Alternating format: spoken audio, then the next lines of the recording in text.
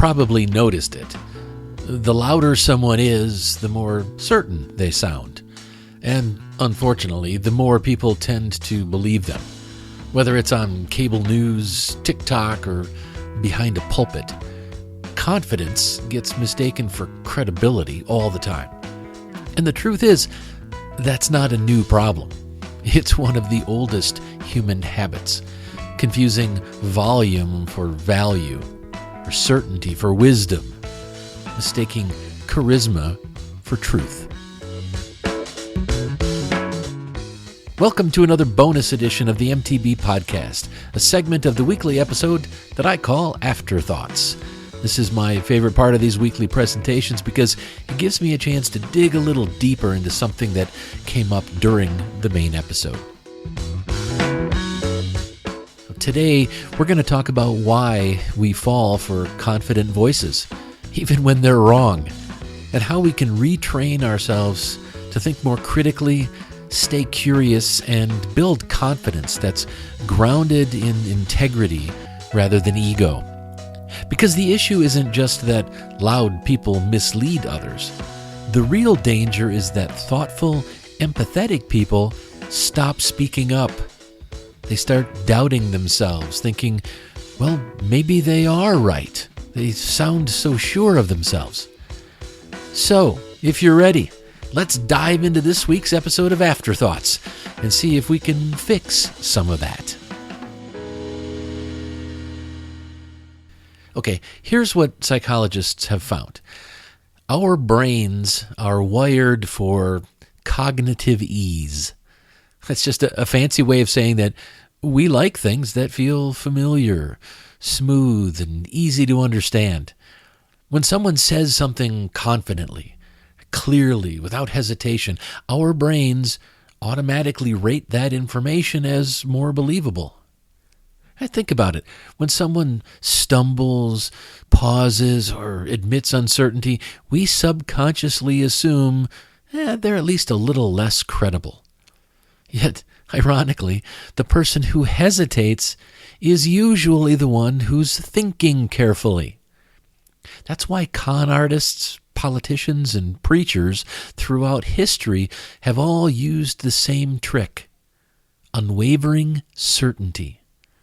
It doesn't matter if they're selling snake oil or salvation. If they sound sure of themselves, people are going to follow. The Dunning-Kruger effect explains this perfectly. People who know the least often overestimate their knowledge the most. Meanwhile, the people who actually understand the complexity of an issue tend to sound less confident because they know how much they don't know. So what happens? Well, the ignorant speak boldly, the wise speak cautiously, and the world tends to listen to the bold. Another reason we cling to confident voices is emotional, not intellectual. Certainty feels safe. It offers order in a chaotic world. Religious fundamentalism thrives on this. And so does political extremism. When life feels unstable, economically, socially, spiritually, people flock to leaders who sound sure of themselves. That's how fascism gains ground. It promises absolute clarity. We're right, they're wrong. Trust me, I know. But certainty isn't truth. It's control. It's a story designed to stop you from asking questions. And we all fall for it sometimes. It's comforting to believe someone has all the answers, especially when the world feels just too complicated for us to completely understand.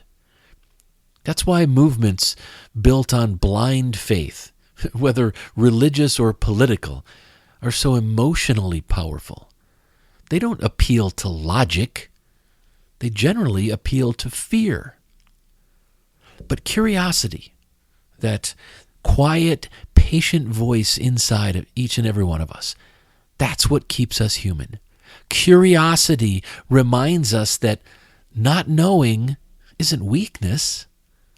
Not knowing is the beginning of understanding. Now here's where it gets tricky. Our entire culture rewards confidence. Think about it. Job interviews, social media, politics, even dating. We built a society where confidence is currency. Think about online influencers. The algorithm doesn't boost nuance. It boosts certainty. People who say, here's what you need to know, or everyone else is lying to you. Those are the voices that go viral because they feed our need for clarity and outrage. Meanwhile, thoughtful people, the ones who say, it's complicated, or let's look at this from multiple sides, the kind of stuff that I try to do here on this podcast. Those voices, they get buried. They don't fit the algorithm. That's the environment we're living in. It's an environment that amplifies overconfidence and penalizes integrity. Because integrity takes time and nuance doesn't trend very well. But here's the problem. When confidence replaces competence and charisma replaces solid character, society starts to rot from the inside. Truth becomes negotiable. Morality becomes very tribal. And manipulation becomes the norm. We can't control the algorithms right now, but we can choose which voices we trust and how we use our own voice. One of the most radical things you can say today is, I don't know. Seriously, those 3 words are an almost revolutionary act in a world that is addicted to certainty. Those 3 words communicate honesty, humility, and openness. And yet, they're terrifying for a lot of people because they make us feel vulnerable. But here's the secret. Admitting uncertainty doesn't weaken your credibility. It builds it. It shows integrity. It shows that you value truth over your own ego. In philosophy, Socrates was considered the wisest man in Athens because he admitted he didn't know everything. Modern science is built on the same principle. Test, question, revise. Truth is a process, not a possession. When we start from curiosity instead of from a place of certainty, well, that's when our thinking expands. We become better listeners, better problem solvers, and, frankly, we become better humans. So the next time someone insists they have the truth, ask them questions, not to argue, but to invite more depth. People who are genuinely curious, well, they'll engage with you. People who are defensive, well, they're going to retreat. And that's how you tell the difference between confidence built on truth and confidence built on fear.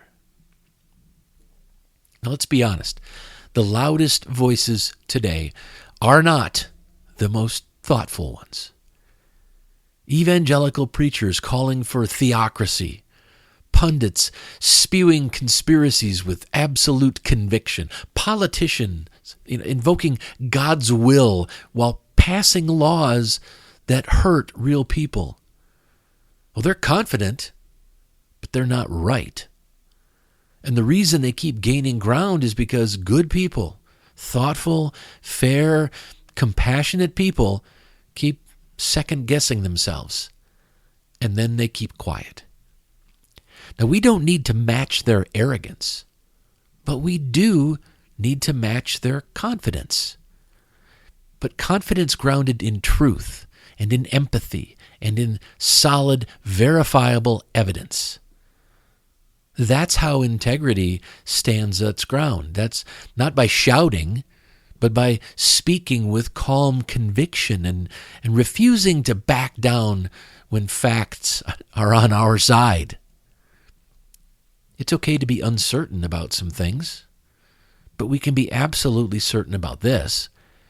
Cruelty is wrong. Dishonesty is dangerous, and no belief, religious, political, or personal, deserves blind loyalty. So how do we rebuild confidence that's real, confidence that's earned, not just performative? Well, it starts small. Well, first, practice curiosity. Ask one more question before you form an opinion. You'll be amazed how many facts fall apart under just a little gentle inquiry. Then reward integrity. Support voices that admit uncertainty and that self-correct.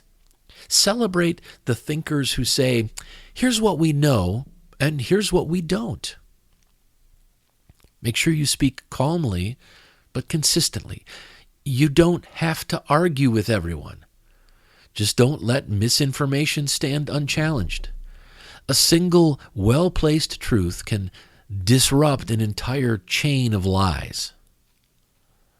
And finally, be okay with not having all the answers. Wisdom doesn't require omniscience. It requires honesty. And that's something every one of us can cultivate. So that's how we move from being passive consumers of certainty to active participants in the truth. Practice curiosity. Reward integrity. Speak calmly but consistently. And be okay with not having all the answers. So let's end this with this thought. The problem isn't confidence. It's misplaced confidence. Confidence rooted in ignorance and fear is a confidence that divides. While confidence that's rooted in integrity, now that's a confidence that unites people. Our challenge as individuals and as a society is to stop rewarding arrogance and start honoring humility. To replace blind belief with open inquiry. To remember that the most confident person in the room isn't necessarily the wisest. They're just the loudest. The quieter voices, the curious, the careful, the compassionate, those are the voices worth amplifying. Because in the end, confidence without truth, that's just noise. But truth, when it's spoken calmly and courageously and confidently, truth can change everything. If this episode has resonated with you, try this. The next time you catch yourself agreeing with a confident voice, pause. Just take a pause and ask, does this align with what I know to be true? Or does it just feel true because it's loud and easy? That single moment of awareness is how we begin to reclaim truth. One pause, one question at a time.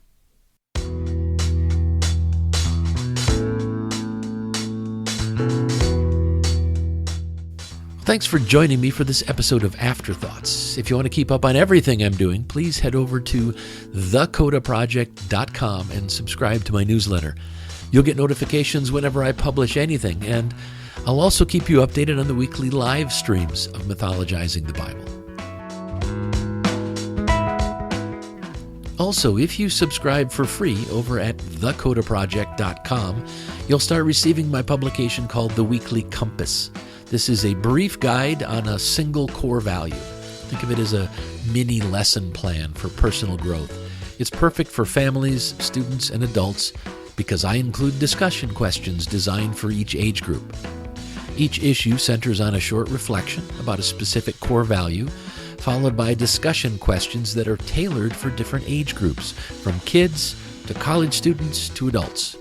And then a simple take action step, like a small challenge or exercise you can do to put that value into practice. Especially for families, it's designed to be an easy way to ensure that at least once a week, you're making time to talk about morality, ethics, and core values. To learn more about everything going on with the Coda Project, please go subscribe for free at thecodaproject.com. Thanks again for listening. Until next time, remember to question everything, keep what's good, and live what matters.